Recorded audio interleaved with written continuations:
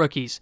This is about a prospect from each weight class that I think is going to perform excellent in the year 2026 and get 2 to 3 wins. Flyweight, Andre Lima. Now, he might not be super active, but I can definitely count on this guy beating the crap out of a couple more cans until he starts fighting some tougher opponents. Now, I bet you he'll be taking these people to decisions, but before the UFC, he was knocking out a lot of people. He has the power, but he has a problem landing cleanly, I think. But he's a very well-rounded fighter, and he's only 26. He has a lot of time to grow. He's also quite lengthy at 5'7" for flyweight. Overall, sitting at 11-0 for his career, he's a very dangerous prospect. At bantamweight, we got Alessandro Taporia. Now, he's a little bit more patient than his brother Ilya, and his power might be lacking because of that, but in terms of getting your picks right, he's safe for the decision because his boxing is so technical and so is his wrestling. Overall, he's a pretty safe fighter. But from his fight with Almacan, I wanted to point out that he has an amazing jab that was absolutely bloodying up Almacan's nose, and what a judo throw that was, dude, against Colby Thickness. Holy. Overall, once he gets used to the division, I could see him starting to let his hands go and getting a couple knockouts and cracking into the top 10 possibly. Now, next up is a lesser-known prospect, Marian Santos. Currently undefeated in the UFC, is on a great run, having 2 brutal KOs, one on the TUF series, and one in his most recent fight. His power and his cardio are probably his best redeeming qualities, as he was able to get that knockout in round 3 of his most recent fight. He's definitely got a long way to go until he's ranked, but I could see him crushing a couple cans and getting a couple decisions over some people in the meantime in 2026. Next, for lightweight, we got Quillen Southkill.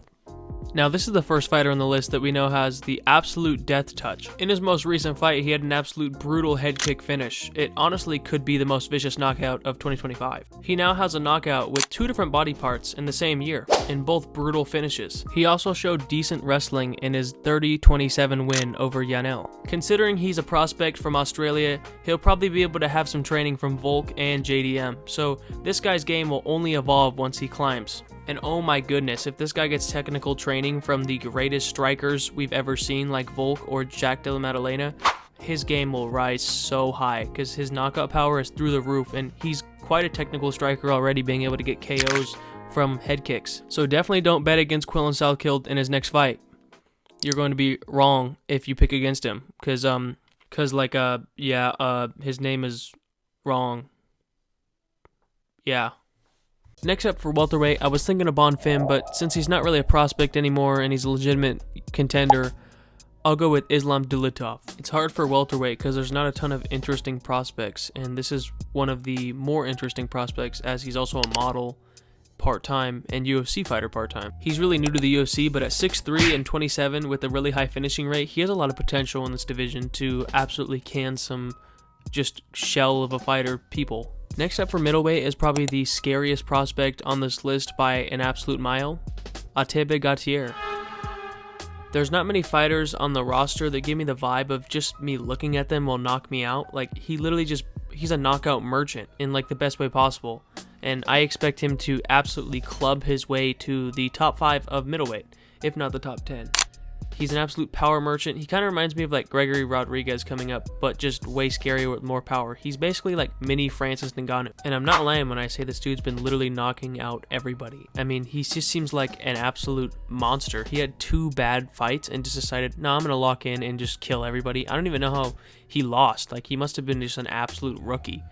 Like, as you can see, he has almost a round 1 finish in every single fight. Like, what sauce is this guy on, or just genetics does this guy have? His next fight's going to be pretty interesting because he's not fighting an absolute can, so if he knocks him out immediately, which I expect him to do. Also, did I mention this guy has an 81-inch reach and he's 6'4" at middleweight division? What in the freak athlete is this dude? Don't clown me for this light heavyweight pick. It's Ivo Baranyenski. He's kind of a goofy goober and he's a little bit reckless sometimes, but that overhand he has is so powerful and he can just crack you, and he has an iron chin. I feel like this guy can at least get a couple more wins, and I feel like these wins will be kind of goofy, but it'll be very entertaining, and he'll be losing, maybe getting out wrestled, and he'll just randomly do like a fluky uppercut, and I just feel like he has that goofy kind of way to move up the rankings like a light heavyweight Drickus. For heavyweight, we got Walter Walker. And yes, I understand he's a ranked fighter, but come on, let's be real. There's like no prospects in heavyweight, and he has been an absolute terror. He literally has a foot that he wears around for his leg locks. And he's something new and something entertaining. He's not just a big blob that throws overhands or just a big blob that lays on people. He's doing submissions and getting them at a high rate. It's actually pretty entertaining.